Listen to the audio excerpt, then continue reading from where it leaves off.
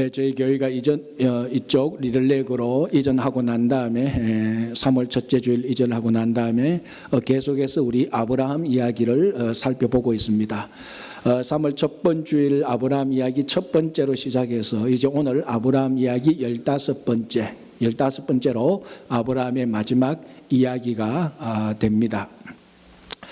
왜 아브라함 이야기를 했느냐? 제가 처음에도 말씀드렸다시피 오늘 이곳에 있는 우리들의 정체성을 하나로 묶을 수 있는, 우리가 똑같이 가지고 있는 이 정체성은 바로 이민자입니다. 뭐 신분이 이렇든 저렇든 다 이민자의 정체성이 있습니다.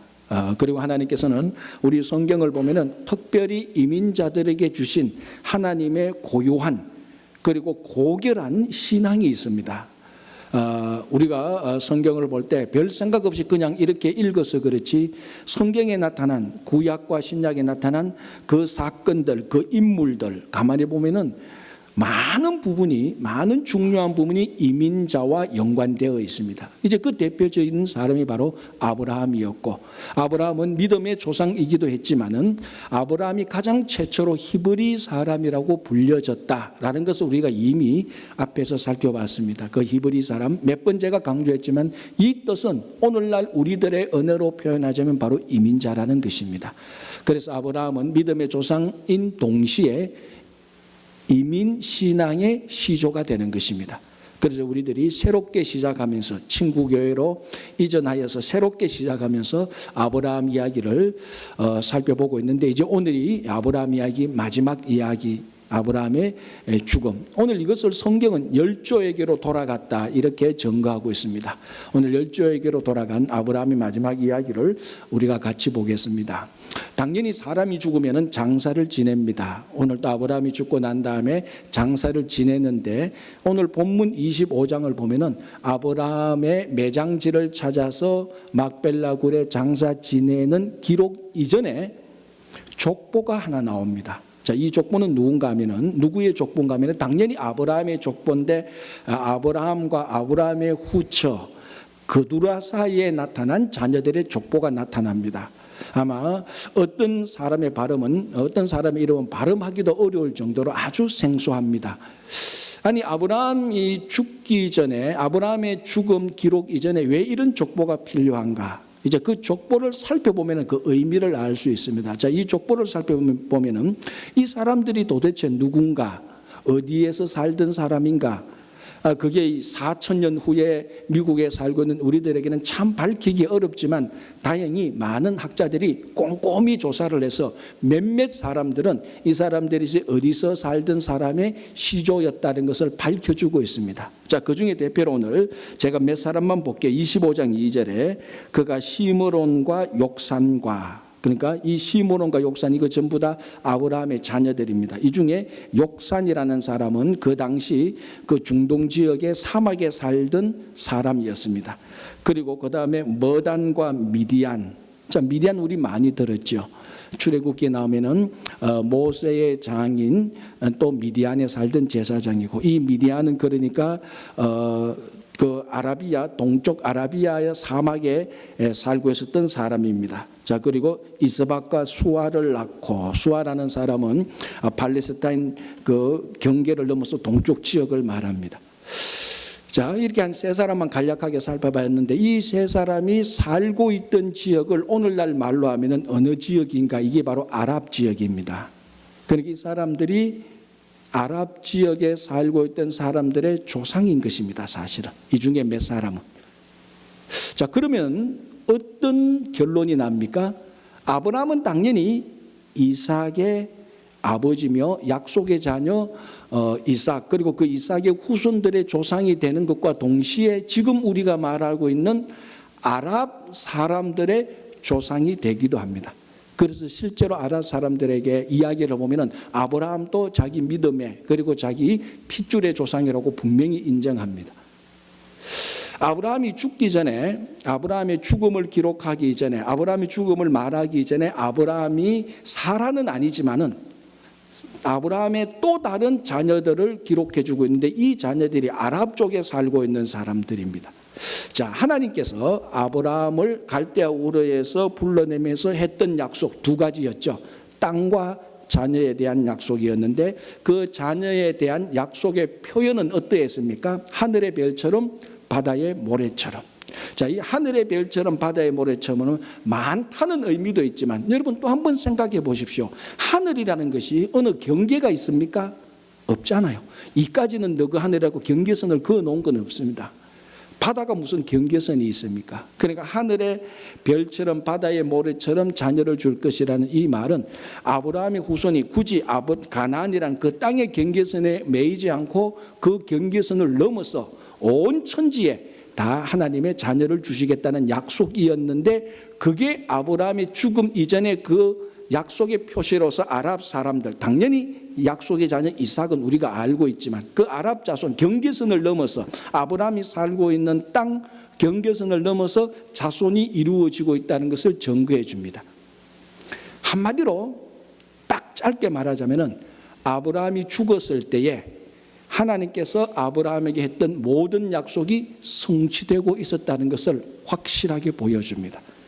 이미 우리가 지난 주일에 살펴보았듯이 땅에 대한 약속은 막벨라 굴에서 가시적으로 성취되기 시작했습니다.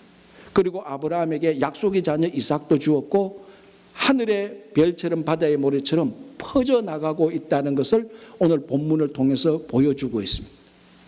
처음 하나님께서 갈대아 우르에서 아브라함을 불러내어서 했던 그 약속, 땅과 자녀에 대한 그 약속이 이제 아브라함의 마지막 이야기, 아브라함이 죽을 때에 그 판을 펴보니까 하나님의 약속이 하나도 틀림없이 어김없이 그대로 성취되고 있었다는 것을 보여주고 있는 것입니다. 여러분, 이게 얼마나 우리에게 큰 위로와 소망이 됩니까? 여러분들은 안 될지 모르겠지만 저한테는 너무너무 위로가 되고 소망이 되고 힘이 됩니다. 하나님께서 우리가 처음, 우리식으로 말하자면 우리가 처음 비행기를 타고 미국에 올 때 각자에게 했던 그 약속, 그게 중간에는 우여곡절을 긋고 오르락내리락 하지만 결국 우리가 인생을 마무리할 때 마지막 끝점에서 하나님께서 했던 그 약속이 성취되고 있다는 것을 아브라함을 통해서 우리들에게 약속해 주고 있는 것입니다. 이게 얼마나 큰 힘이 되고 위로가 되고 소망이 됩니까? 지금 여러분 가운데서 이 약속하고 정반대의 모습 속에 있는 분들도 있을 겁니다. 넘어지고 깨지고 마음이 찢어지고 배신당하고 상처 속에 있는 분들이 있을 겁니다. 약속하고 아주 멀리 있어 보여지는 그런 상황 속에 있는 분들도 있습니다. 그러나 오늘 하나님께서 아브라함을 통해서 아브라함의 약속이 분명히 성취되었듯이 우리들의 삶 속에서도 이민 올 때 주었던 그 약속이 성취될 것이라는 것을 보여주는 것입니다. 이것을 믿고 살아가는 자들에게는, 믿고 살아가는 성도들에게는 힘이 되고 위로가 되고 소망이 되지만 이것을 떨쳐버린다면 계속 그 모양 그 속으로 살아갈 수밖에 없는 것입니다. 자, 오늘 본문 아브라함이 이제 죽고 난 다음에 그 다음의 이야기를 계속해서 기록하고 있는 오늘 본문의 마지막 구절 11절이 이렇게 말합니다. 아브라함이 죽은 후에 하나님이 그의 아들 이삭에게 복을 주셨고. 자, 하나님이 아브라함을 처음 불러낼 때, 갈대아 우르에서 처음 불러낼 때에 하나님께서 분명히 약속, 그 복의 약속을 주심으로 하나님께서 아브라함을 불러내었습니다. 오늘 그것하고 똑같은 패턴이 다시 이삭에게 시작됩니다. 자, 아브라함이 죽었고 이제는 이삭의 시대입니다. 아브라함의 그 자리에 이삭이 들어갑니다. 처음 하나님께서 아브라함을 불렀을 때, 아브라함을 가나안 땅 그 자리에 심어 놓을 때 하나님께서 복을 약속하셨고, 이제는 아브라함 그 자리에 이삭이 들어갈 때 다시 한번 또 하나님께서 이삭에게 복을 약속하고 있습니다. 자, 아브라함은 이제 이 땅에서 사라지고 없습니다. 열조에게로 돌아갔습니다. 아브라함은 사라졌지만, 복을 받았던 아브라함은 사라졌지만 여전히 하나님의 복은 남아 있습니다. 사람은 가도 복은 남아 있습니다. 사람은 가도 하나님의 뜻은 남아 있습니다. 사람은 사라져도 하나님의 계획은 여전히 이 땅에서 작용하고 있는 것입니다. 그래서 그 하나님의 복이, 하나님의 계획이, 하나님의 약속이 이삭에게로 넘어가고 있습니다. 여기서 하나 알 수 있는 것은 아브라함 인생, 이삭, 그리고 아브라함과 이삭과 야곱, 그 모든 인생의 주체가 아브라함과 이삭과 야곱이 아니라 하나님이라는 것을 알 수 있습니다. 하나님께서 그 아브라함 인생과 이삭 그 인생의 주체가 되었기 때문에 아브라함은 사라져도 하나님의 그 복과 약속은 여전히 남아있는 것입니다. 자, 이제 오늘은 아브라함 마지막 이야기인데 앞에 있었던 이야기를 몇 가지 우리가 끄집어서 살펴본다면은 사실 아브라함은 하나님께서 주신 복을 굉장히 많이 위태위태하게 했던 인물들입니다. 자, 첫 번째가 뭡니까? 그 가나안 땅에 기근이 내렸을 때 아브라함은 자기 아내 사라를 데리고 애굽으로 내려갔습니다. 애굽에 내려가서 자기가 살려고 자기 아내를 누이라고 속여서 이 사라가 애굽 왕 바로의 아내가 될 뻔한 그런 위기에 처한 적도 있습니다. 이게 만약에 그저 그대로 흘러갔더라면은 하나님께서 주신 아브라함과 사라의 가정에 이 복은 깨어질 수밖에 없습니다. 그때 하나님께서 주체가 되어서 하나님께서 주인이 되어서 간섭하셔서 사라를 다시 아브라함의 품에 돌려보냈습니다. 비슷한 사건이 그랄에도 있었습니다. 그랄에 내려갔다가 또다시 한번 아브라함은 자기 아내 사라를 누이로 속여서 아비멜렉의 아내가 되어서 그 가정에서 살 뻔했습니다. 그때도 하나님께서 간섭하셔서 그때도 하나님께서 주체가 돼서 간섭하셔서 사라를 다시 아브라함의 품에 돌려보냈습니다. 동방왕들과 318명 데리고 아브라함이 전쟁을 했습니다. 전쟁은 깔끔하게 잘 마무리됐지만 한번 생각해 보십시오. 얼마나 위태위태한 무모한 전쟁이었습니까? 그러나 그때도 하나님께서 간섭하셔서 하나님께서 주체가 되어서 전쟁에서 승리해서 아브라함을 온전하게 보존하셨습니다. 아브라함 나이 85세 86세 됐는데 사라를 통해서 자녀를 못 낳으니까 이 사라가 조정해서 하갈을 통해서 아이를 놓습니다. 이 사라의 조정 이대로만 계속 갔더라면 이삭은 낳지 않을 판 어떻게 될지 모릅니다. 그러니까 이 고비가 굉장히 많았습니다. 하나님의 약속이 깨어질, 하나님의 약속이 사라질 뻔한 고비가 굉장히 많았는데 만약에 이 고비 때마다 아브라함이 주인이었고 아브라함이 주체가 되었고 사라가 주체가 되었다면 이 고비는 한 번도 이루지 못하고 다 깨어져서 사라졌을 것입니다. 그러나 그때마다 하나님께서 여전히 주인이 되셔서 여전히 주체가 되셔서 간섭하고 인도하고 보호해 주셔서 하나님의 약속이 무사히 아브라함에게서 이삭에게로 넘어가는 것을 볼 수 있습니다. 이건 뭘 의미합니까? 이 복이 여전히 이 복의 주체가 되는 이 복의 주인이 되는 하나님께서 아브라함에게서 이삭으로 넘겨주셨듯이 야곱에게로 여전히 그런 경로와 하나님의 주체가 돼서 오늘날 우리에게까지 넘어올 것이라는 것을 보여주고 있는 것입니다. 정말 중요한 것은 우리 삶에 있어서 진짜 우리 삶의 주체, 우리 삶의 주인을 하나님이라고 인정하고 우리의 생각과 마음조차도 행동조차도 하나님의 손에 맡겨줄 수 있어야 되는 것입니다. 정말 내 생각의 주체가 하나님인지 내 말과 행동의 주체가 하나님인지 그것을 우리가 냉정하게 판단해 봐야 됩니다. 수없이 많이 우리는 판단하고 행동하고 결정할 때 하나님이 주체가 아니고 내 경험과 내 지식과 내 행동과 내 지혜로 내 지혜가 주체가 돼서 삶을 움직일 때 번번이 깨어진 적이 어디 한두 번입니까? 그래서 오늘 이 본문에서 이 말씀에서 이 사건에서 이 역사적 사실에서 하나님이 주체가 되었기 때문에 아브라함의 복이 다시 이삭에게로 그대로 넘어갑니다. 그래서 사람은 사라져도 하나님의 계획과 뜻과 복은 여전히 이 땅에 남아있는 것입니다. 우리 1세대가 사라져도 하나님께서 주체가 되어서 우리 자녀들에게 하나님의 뜻과 계획과 복이 여전히 넘어가기를 우리가 소원하고 그래서 우리 삶의 주체를 하나님으로 받아들이는 것입니다.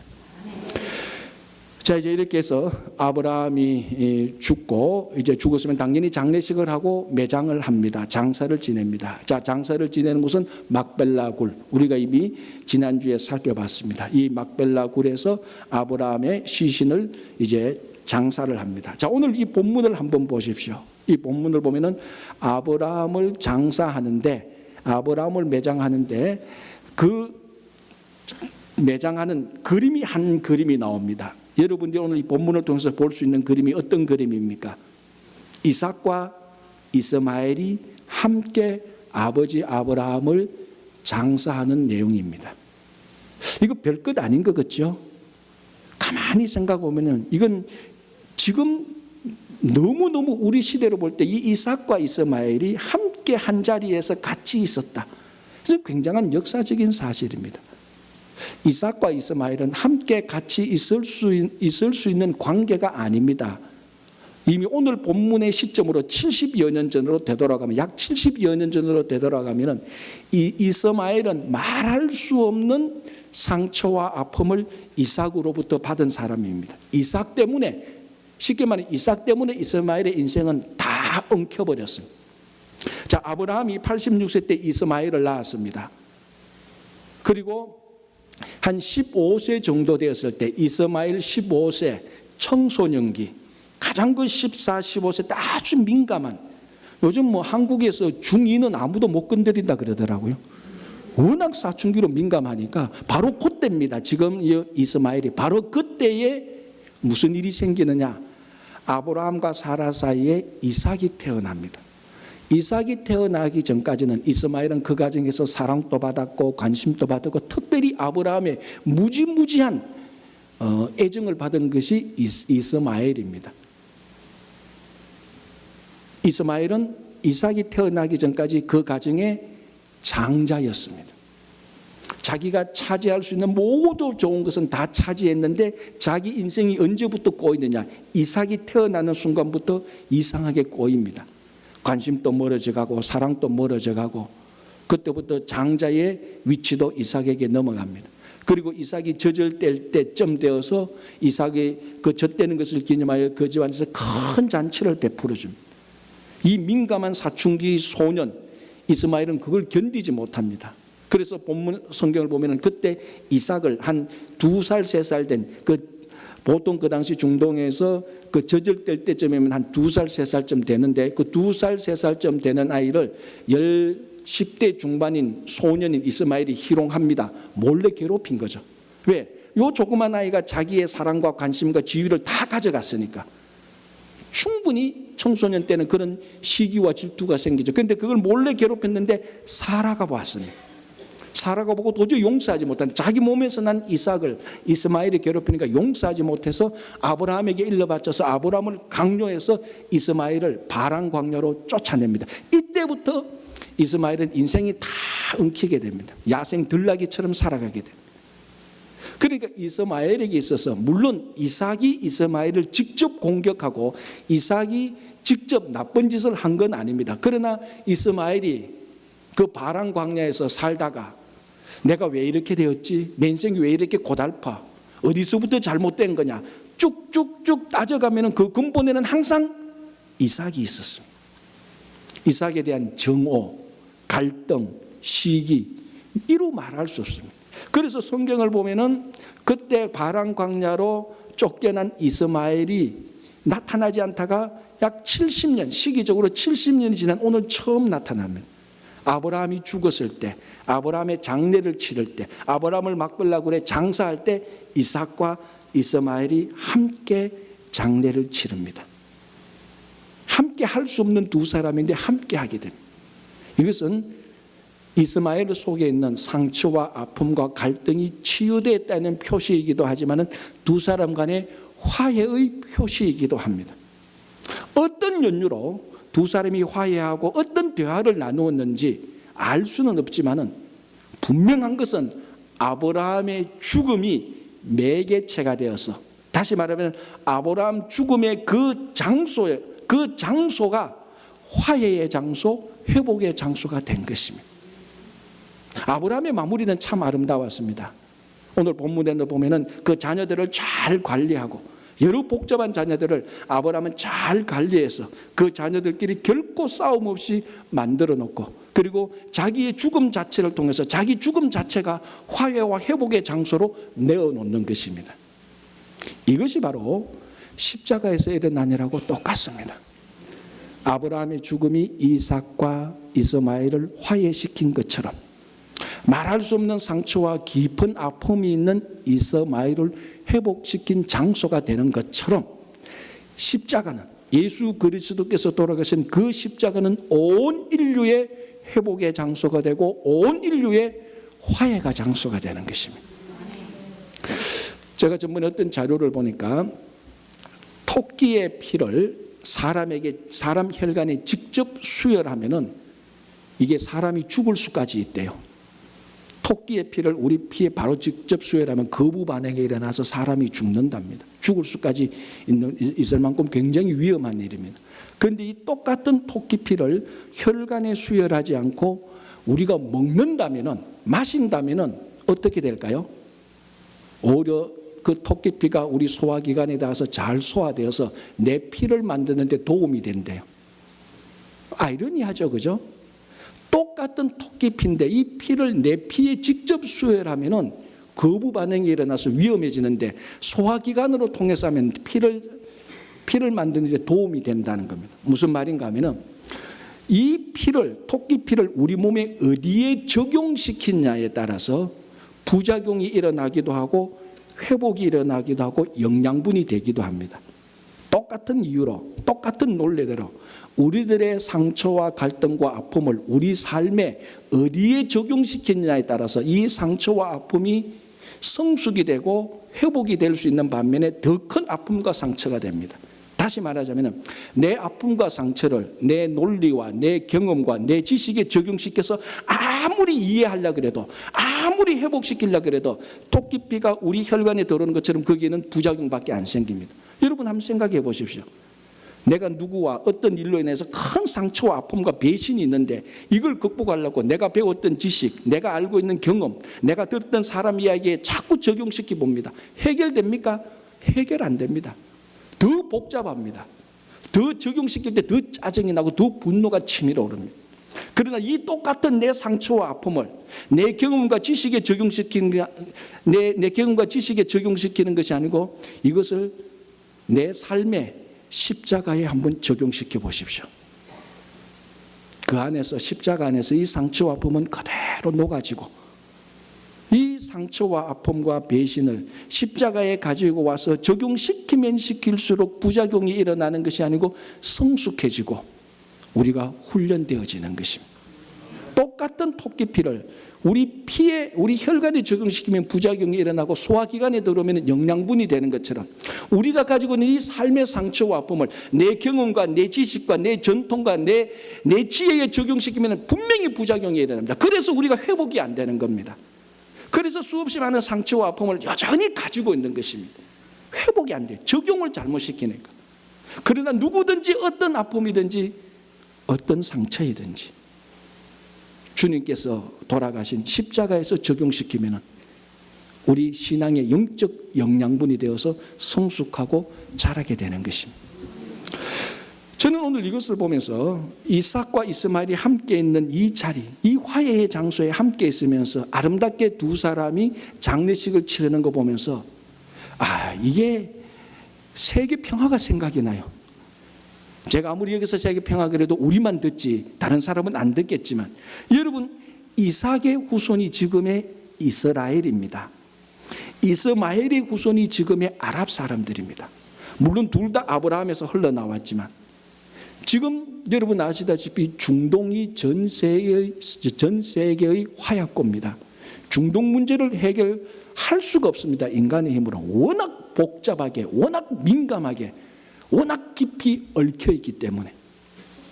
그러니까 오늘 가만히 보면은 이삭의 후손들 이스라엘 사람들 이스마엘의 후손들 아랍권 사람들 이 두 사람 간의 갈등과 아픔이 얼마나 심각합니까? 그런데 오늘 본문을 보니까 이삭과 이스마엘 지금의 이스라엘의 선조와 아랍의 선조가 한자리에서 함께 화해와 함께 회복의 자리를 마련하고 있습니다. 그 자리가 아브라함의 죽음이었습니다. 다시 말하자면 바로 십자가의 죽음만이 이삭의 후손들과 이스마엘의 후손들이 함께 손잡을 수 있는 자리라는 것입니다. 다른 방법이 없습니다.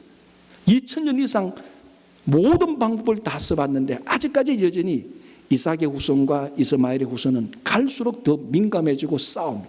이 둘을 화해하고 회복시킬 수 있는 자리는 아브라함의 죽음처럼 십자가의 죽음, 십자가의 자리밖에 없습니다. 그러나 불행하게도 이삭의 후손들은 유대교로 가고 이스마엘의 후손은 이슬람으로 가고 둘 다 예수 그리스도의 십자가 구원의 역사를 받아들이지 못하고 있는 것입니다.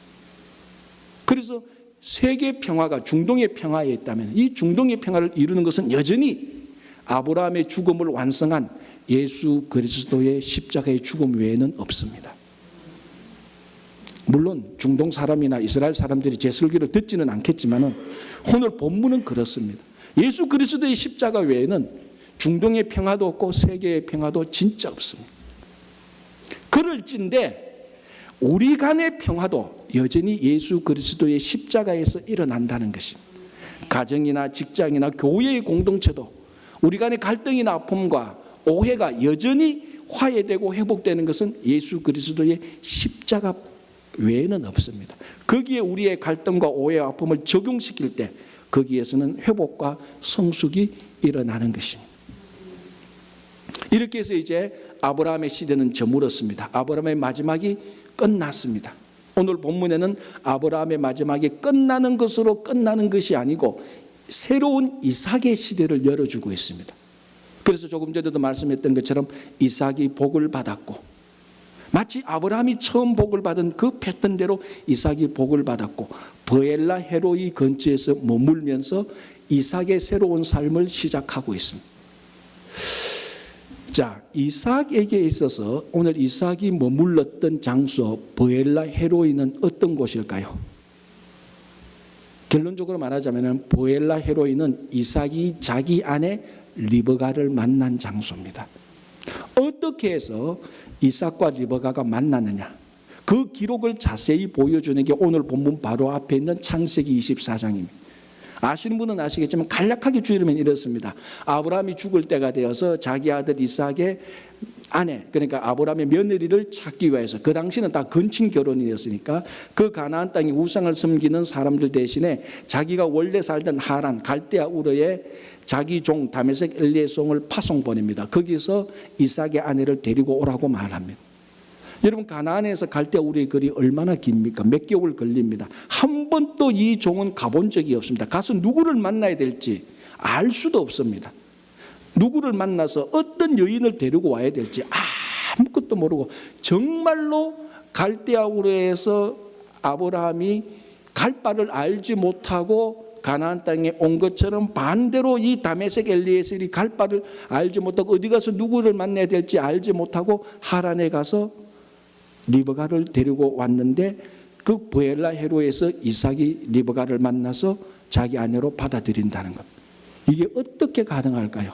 그게 24장을 읽어보면요 자세히 기록되어 있는데 공통적인 기록, 한국말로 글씨는 다르지만 똑같은 표현이 8번이나 반복되고 있는데 제가 한번 읽어드릴게요. 이게 전부 다 24장에 나오는 건데요 24장 12절에 이렇게 되어 있습니다. 여호와여 원하건대 오늘 나에게 순조롭게 만나게 하사. 이거는 종 다메섹 엘리에셀이 리브가를 만나게 해달라는 기도 내용입니다. 자, 21절에 이런 내용이 나옵니다. 여호와께서 과연 평탄한 길을 주신 여부를 알고자 하더니. 자, 27절 보겠습니다. 여호와께서 길에서 나를 인도하사. 40절 여호와께서 그의 사자를 너와 함께 보내어 내게 평탄한 길을 주시리니. 48절 내 주인 아브라함의 하나님 여호와께서 나를 바른 길로 인도하사. 50절 라반과 부두엘이 대답하여 이르되 이 일이 여호와께로 말미암았으니. 51절 여호와의 명령대로 이르되 이 일이 여호와의 명령대로 그를 당신의 주인의 아들의 아내가 되게 하라. 56절 여호와께서 내게 형통한 길을 주셨으니. 제가 8구절을 찾아 읽었습니다. 표현은 약간 차이지만 내용은 딱 하나입니다.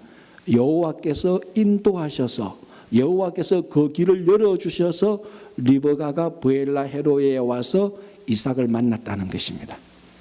성경 어디를 봐도 단일 사건으로 여호와께서 인도하셔서 그 일이 이루어졌다고 8번이나 반복한 사건은 한 군데도 없습니다. 요 사건이 유일무이합니다. 요 사건, 리브가가 브엘라 헤로에서 이삭을 만나는 이 과정 가운데 하나님께서 철두철미하게 인도하셔서 리브가가 이삭을 만났다라고 말합니다. 그곳이 브엘라 헤로이입니다. 그러니까 이삭에게서는 자기 아내를 만난 장소이기도 하지만은 하나님의 인도하심을 직접 경험했던 장소이기도 합니다. 자, 아브라함이 죽었습니다. 자기 아버지가 죽었습니다. 어머니 사라도 죽었습니다. 이제 이삭이 그리고 리브가가 아브라함과 사라의 자리에 들어가야 됩니다. 열국의 아버지, 열국의 어머니가 돌아갔고 이삭과 리브가가 열국의 아버지, 열국의 어머니 자리에 들어가야 됩니다. 하나님께서 처음 아브라함을 불렀을 때 갈대아 우르에서 가나안까지 하나님께서 철두철미 인도하셔서 가나안에 들어왔습니다.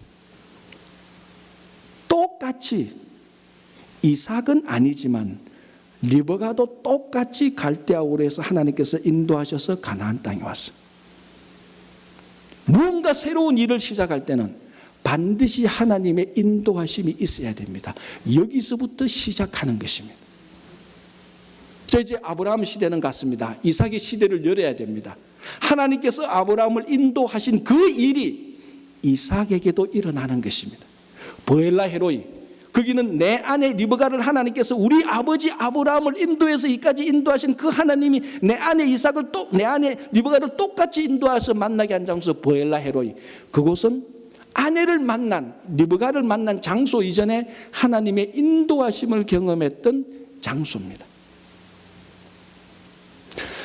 지금 이삭에게 가장 필요한 게 뭡니까? 하나님의 인도하심입니다. 무엇을 해야 될지 어떻게 해야 될지 그 아버지의 신앙의 유산을 이어받아야 되는데 얼마나 염려되고 걱정되겠습니까?